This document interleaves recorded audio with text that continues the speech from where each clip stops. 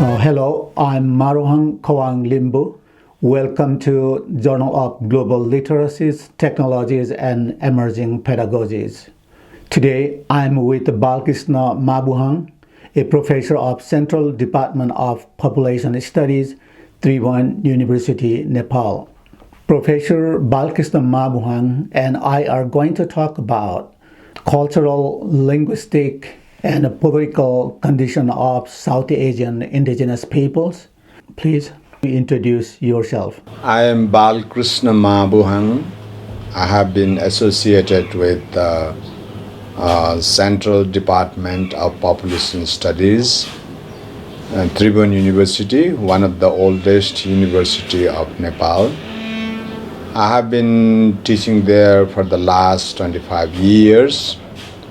And apart from teaching in the department, doing research activities in the department, I'm also associated with Nepal Indigenous Peoples Federation, that is Nepal Federation of Indigenous Nationalities.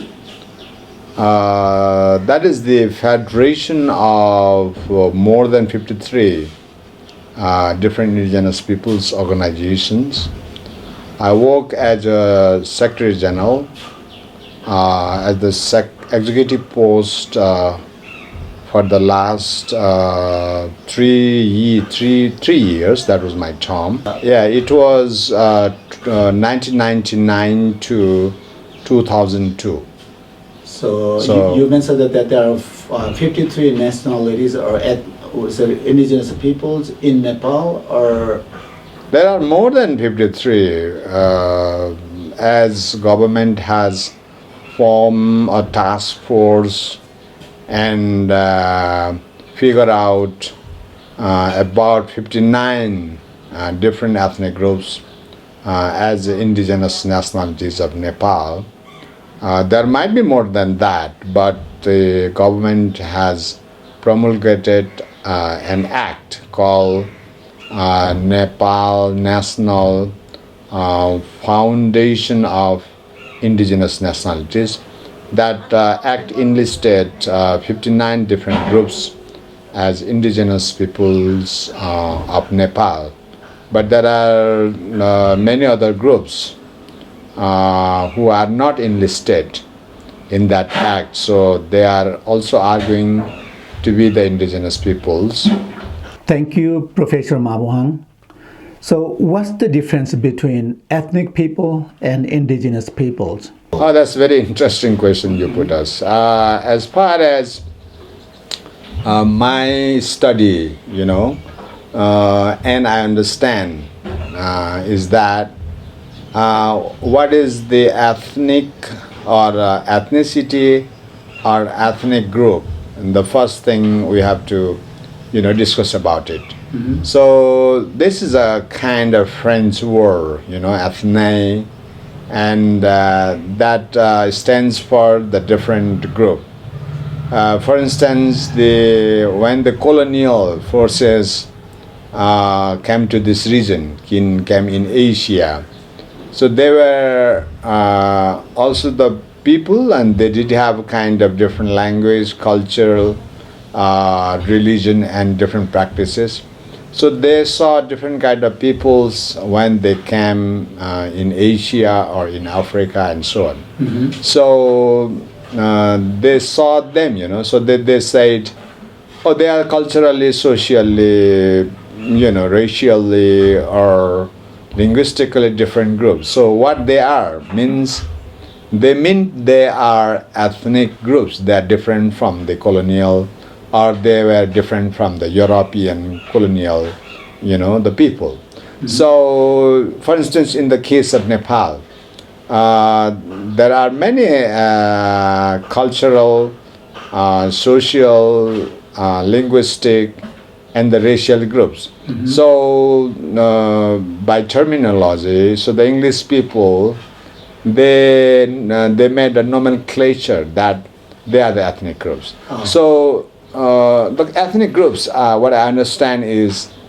a different group of people having language, own language, culture, social history, or racial, physical appearance, so on.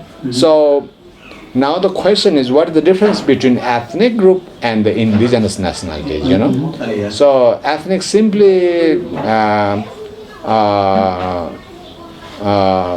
remarks the cultural social difference, but the indigenous peoples is that if they are the original inhabitants of that particular area, they are ethnic. There's no debate on it. But being an ethnic group, if they are the original inhabitants of that particular area, then they are indigenous people. For instance, in the case of Asia, British, especially British, when they came as a colonial forces, so they identified many ethnic groups. So of many ethnic groups, there are many indigenous groups too.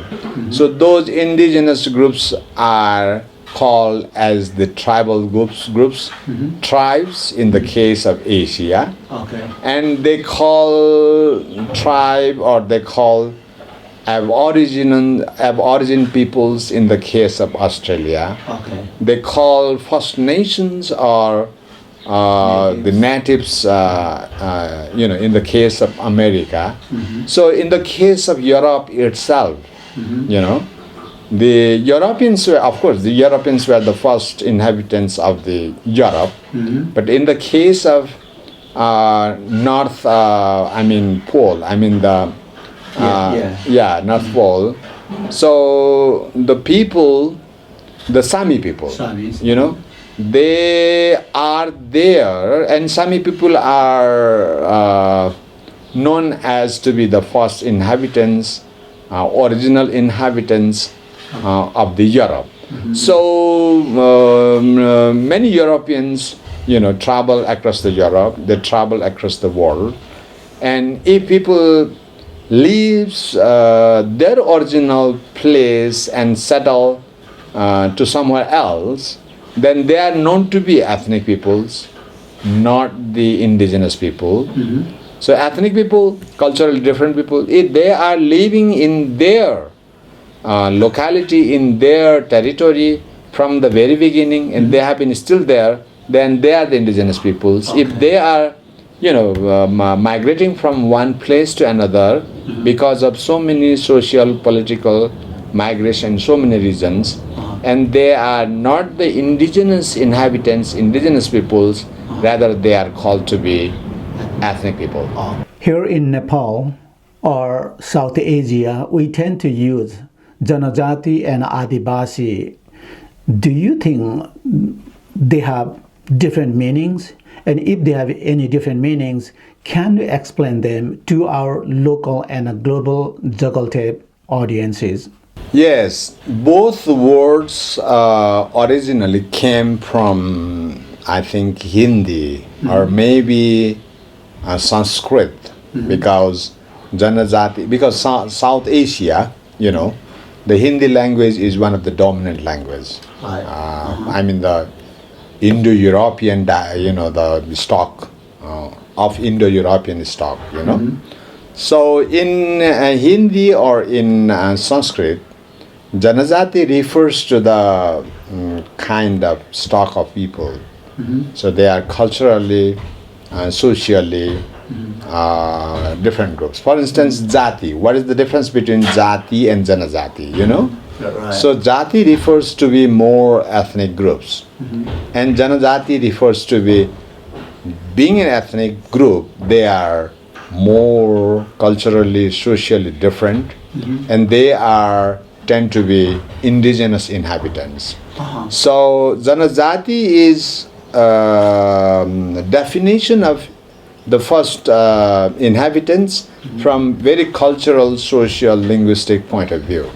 But what about Adivasi then, So Adivasi refers to you don't know from when they have been there. So Adivasi is a more temporal aspect rather than cultural, social, or linguistic aspect. So Adivasi means you have been there, or I have been there. I don't know from when I have been there. Right. So from very beginning of the human civilization or settlement. So if a group of people are there and that is still there, and they are known to be Adivasi. Okay. So that's kind of similar to indigenous peoples? Yes. Okay. So indigenous, when you talk about the indigenous people, the two important aspect is, one is time. From time immemorial, the group is there as the original inhabitant. One aspect, time is very important. Temporal aspect is very important. Right. Another aspect is cultural aspect. Okay. So when you define a group, or when you perceive a group in a very cultural perspective, then it tends to be Janajati in Hindi language, in Sanskrit, or in Indo-European language of this South Asia region. But when we go with the temporal dimension, then Adivasi. Yeah, when I was a general secretary, it was in 1999. So there were only 30 groups were, organized. They were as the federal member of that institution. But now it is about more than 53. I'm an advisor currently. Thanks for clarifying the concepts, Professor Mabuhang. And here in Nepal, do you think the government decides who the indigenous peoples are, or the indigenous people themselves identify who they are? Yes, one of the important aspect is the self-claiming, self-identification. That's a very important aspect of indigenous people's issue. This is not only in the case of Nepal. This is very important in global arena. So prior to 1991, So prior to 1991, Nepal was a kind of autocratic state. Right. So the main philosophy of the state at that time was one nation, one ethnic group, one culture, one language, one religion, and one group of people, and so on. But what about these numerous groups who were, as I already said, the original inhabitants of this area? So who were them? So I have to refer then one of the International Labor Organization Convention, that is 105, I think, 105. So it was prior to 1990, even it was about mid of the 20th century. Right. So indigenous people's issues were very, very prominent across the world, So why the labor organization, gave attention on indigenous people's issue? Because labor is very, very important, from economic or from philosophy of development, modernization, and so on. Right. So when labor organization might believe that if labor is very, very important in modernization, in economic prosperity, and so on, a section of the society never came into that labor domain. They were left out. Right. So those people who had access to the state, let us say capitalist state, liberalist state, or say autocratic or culturally non-democratic state, or so on, Right. So where the state was formed, primarily formed representing those people, the the citizens of that state. They did have direct access to the state, and they did have opportunity to join the labor sector, and they did have the good day-to-day income,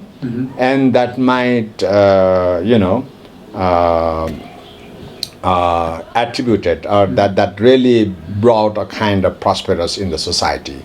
But indigenous peoples across the world, the state never able to represent the indigenous peoples. The what states were made or states were formed, and the people, the larger section of the people, more than 800 million people were left out from the state making job, state making business. So whatever labor the state has created or jobs the state had created, that left out the indigenous peoples.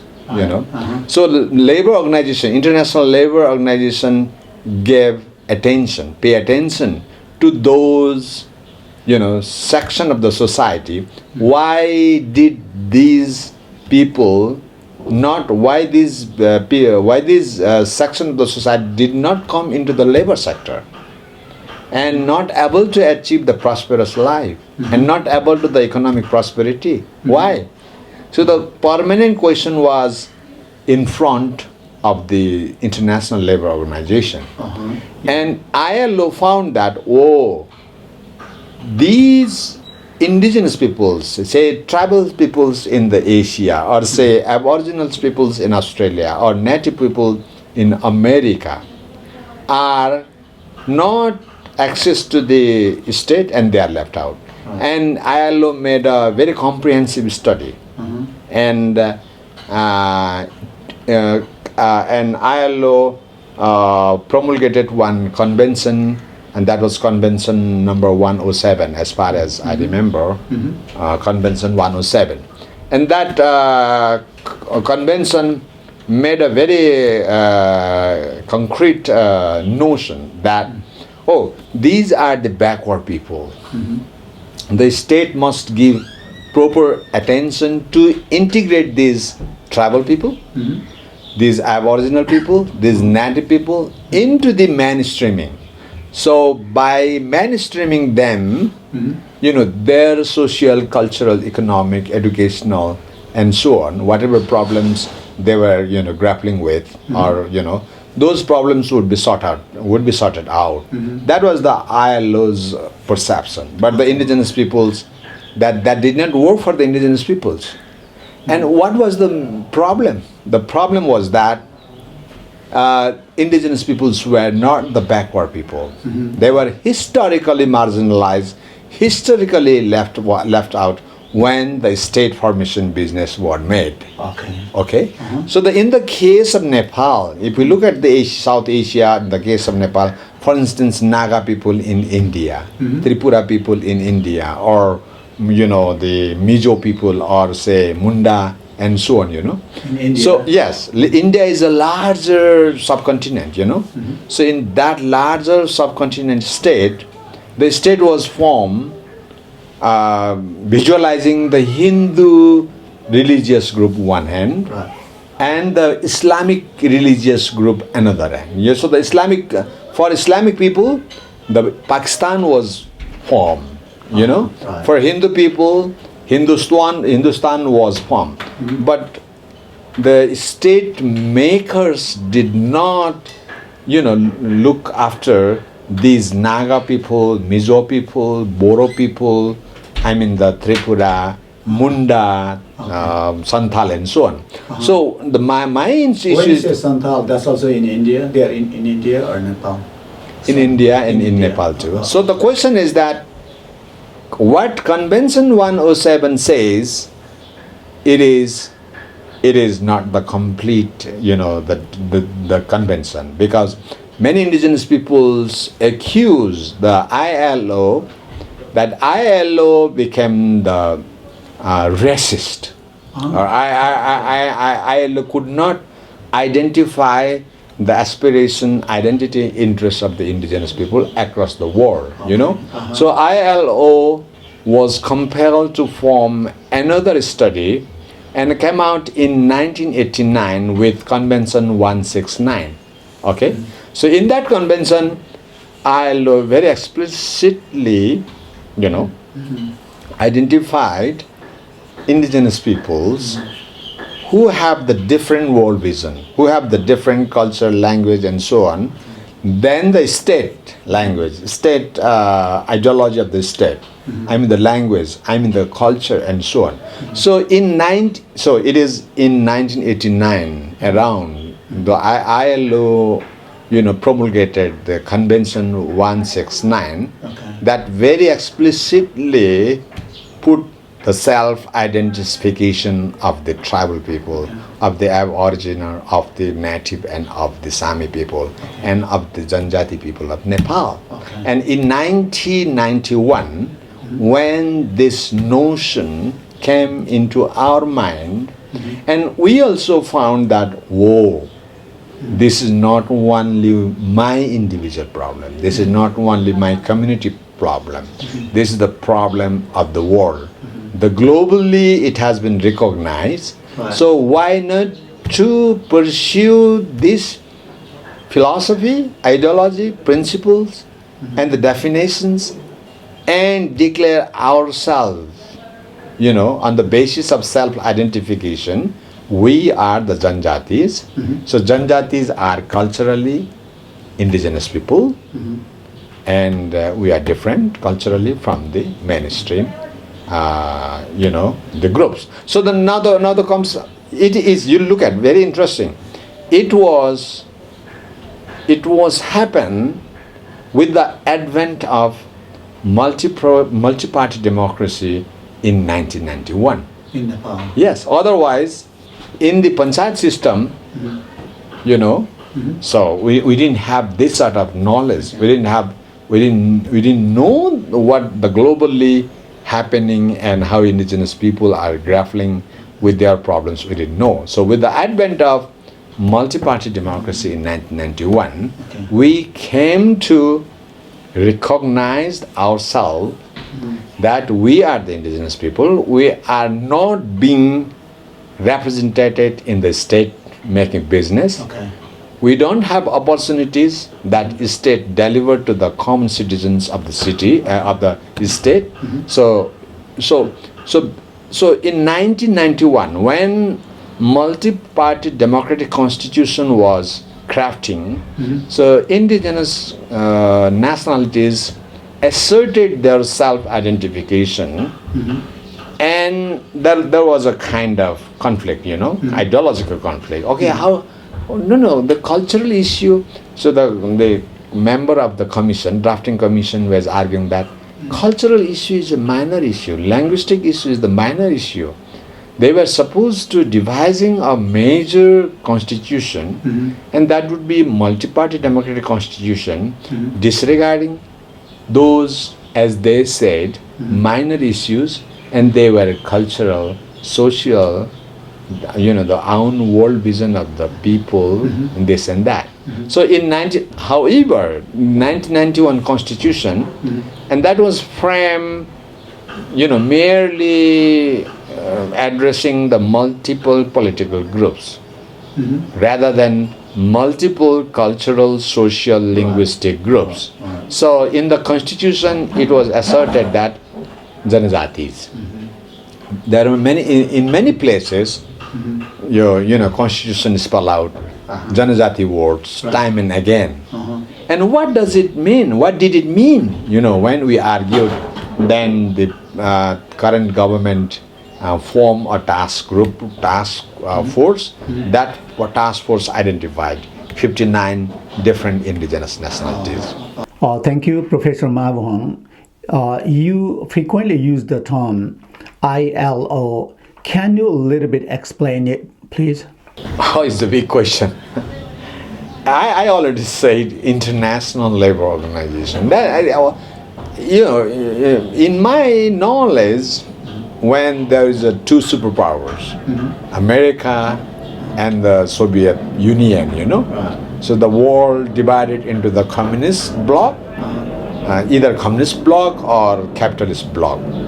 So largely the capitalist states represented in the United Nations, and they were, as I already shared with you, they were concerned with the labor. So Right. if you fairly treat the labor forces, the job, if you create many jobs and fairly treat the workers, and that will, create a social just society. Okay. That's a more capitalist point of view. So that ideology, on that ideology, the International Labor Organization was formed, and that was a kind of That is called ILO. yes, and that is a kind of countermeasures against the communists, because the communists were, for instance, what Karl Marx said, they be unite the working class of the world. So Karl Marx or the communists were in favor of the labor. So you see, the labor is common denominator for both communists and the capitalists. So as I already said, the ILO, International Labor Organization, and that was looking after the labor issues across the world, and the indigenous peoples who had not been represented in the labor sector. So ILO pay attention more to the indigenous people. Otherwise, I don't think all indigenous peoples are labor. Right. Very less likely to be labor in indigenous population. Thank you very much for sharing great theories, philosophies, and practices, including ideologies, let's say. You mentioned several issues in the discussion. So how has the Nepali government been addressing indigenous people's linguistic, cultural, economic, or let's say political issues? There is a great irony. The irony is that many indigenous scholars or academicians, scholars or leaders claim that indigenous population accounts for more than 50%. Right. On the other hand, I would say the Hindu population, or the politicians, scholars, academics of Hindu religion, they claim that this is the Hindu nation because Hindu population accounts for more than 90%. Look at it. That kind of rhetoric. Yeah, that kind of rhetoric. So if you add 90% Hindu and more than 50% indigenous people, it becomes 140%, something like that. Mathematics doesn't work. Yeah. So the question is, since, for instance, even in India, they don't say indigenous people. Indigenous people, they say we are the indigenous people, but the state doesn't say indigenous people.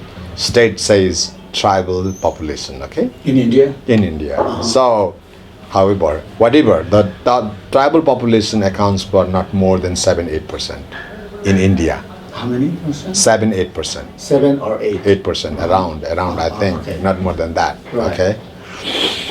But in the case of Nepal, government statistics shows it is about 35 plus, 35, 36, 37%. Yeah, government statistics shows, But indigenous peoples, academicians, or the leaders claim that we are more than 50%. We are in majority. So what the irony is that if demographically we represent very significant, that means at least if we rely on the statistics of the state, and that is at least more than 1/3, in 3 people, 1 you get an indigenous people, Right. So that would have a very important meaning in political dynamics. Right. So when you have a access, when you have a skill, when you have a knowledge, when you have a competency in the political dynamics, then you get the right, But the thing is, indigenous people of Nepal, being majority, or say at least 33%, 35, 36%, they are being ignored in all aspects of the state, Okay. in all walk of the state life, you know. Right. So what I mean to say, what I mean that is that there are indigenous, there are leaders. Being a community member of indigenous groups, they are in the parliament. They were in the constituent assembly. They are in the parliament. They were and they are in the political parties. Still. Yes. And hopefully they will be in the political parties and the parliament or in decision making. But they don't have any idea in the state business what is happening there, who is benefiting from the state functions, why the indigenous populations are left out, what about their educational status, what about their access to the labor forces, what about their employment opportunities, what about the academic strength, you know. They are less known about all these things. So from my experience, I would say I don't have any such a very, research study and findings, but very hypothetically I would say there are some weaknesses, I would say, but this is not the weaknesses by birth. I have got that, or indigenous peoples got that. That is because of historical, the marginalization of the state. And that has become a kind of legacy. I don't know the function of the state. I don't know the services the state needs to deliver to the citizens. Am I citizen or I'm not citizen? I don't know. So I do have a citizen car. I do have a citizen car in my hand. But I don't know what is the exactly meaning of that citizenship. So when you know about the state, or you know the deliveries state provides, or the function of the state, then only you will be benefited. So there are two aspects. One is in state crafting, in a state designing entire work, indigenous peoples were not participated. They were out of that business from the very, very beginning. Okay? So if they don't know the state, they don't know the function of the state, and they cannot figure out the services state delivers to its citizens, one aspect. Right. Another aspect, what about the we indigenous people? What is the notion of state for us? Have we had before? Do we have now? And what will be in the days to come? Right. Because state, the notion of state is, it is not originated in the indigenous society. It was originated in the Western society, in the European society. What they said, Anderson said, the imagined community, or how they devised the state, how they are fighting for the state formation or for the dissolution of the state. This is from very indigenous people's point of view, I would say, it is none of indigenous people's business. Even it is in the case of Nepal, So the very interesting thing, if the state making business incorporates the indigenous people's ideology, their perspective, their language, their way of life, then state business would be very interesting matter for the indigenous people. But if indigenous peoples are, not given the opportunity, to know about the state, then why indigenous people has to, bother the non-indigenous people, what they are doing in the state, or, in day-to-day, there are many parliamentarians at this moment. You may observe, Dr. Mabuhang, there are many individual persons of indigenous groups are in the parliament, and they attend day-to-day parliament business. But they might be sleeping in their respective seats, I think. Yeah, they don't know what is happening there. So there's still problem. Yeah, of course.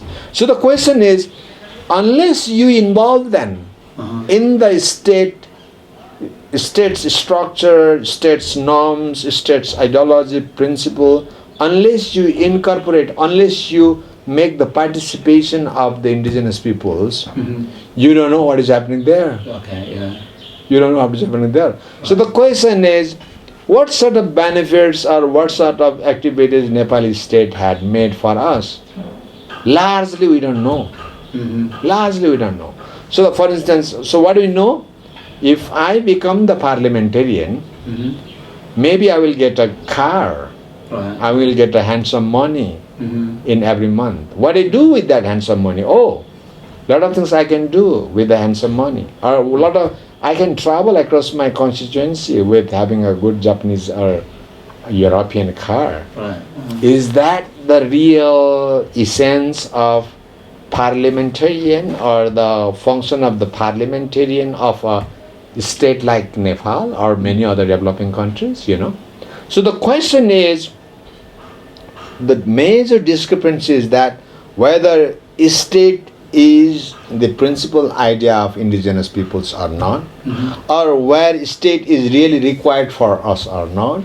If state is required, what about the indigenous peoples and non-indigenous peoples? How do we, reconcile their conflicts, their interests during state designing hour, so that each and every representative of the people get together in the parliament and discuss about their laws or rules and regulations. We are almost wrapping up our interview. If you think that I forgot to ask you some important questions that you wanted to share, I would like to request you to share these thoughts and ideas. Whatever questions you ask, very important questions you ask, and I think I also share my experiences of the last 20-25 years. Right. I don't think any, important questions we'll have to discuss about.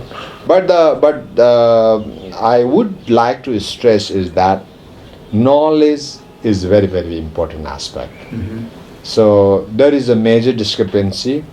What indigenous peoples have a knowledge that non-indigenous peoples do not have, and what non-indigenous peoples have the knowledge, and they try to make indigenous peoples to have that knowledge without considering indigenous people's own knowledge system. Okay, so this is the global issue now. So in your very important, the effort in the media, I would say that knowledge making, skill building, and the sharing of the perspective. Whatever we have, that has to be taken into account, both academic as well as practicing point of view. If we are able to reconcile these issues, these practices for the benefit of the humankind, and indigenous people's issues would be sorted out, not today or tomorrow, but in the days to come, they should be sorted out. Thank you very much, Professor Balkrishna Mabuhang, for sharing theories, philosophies, ideologies, and mostly your experiences. And thank you very much. Thank you, Dr. Mabuhang.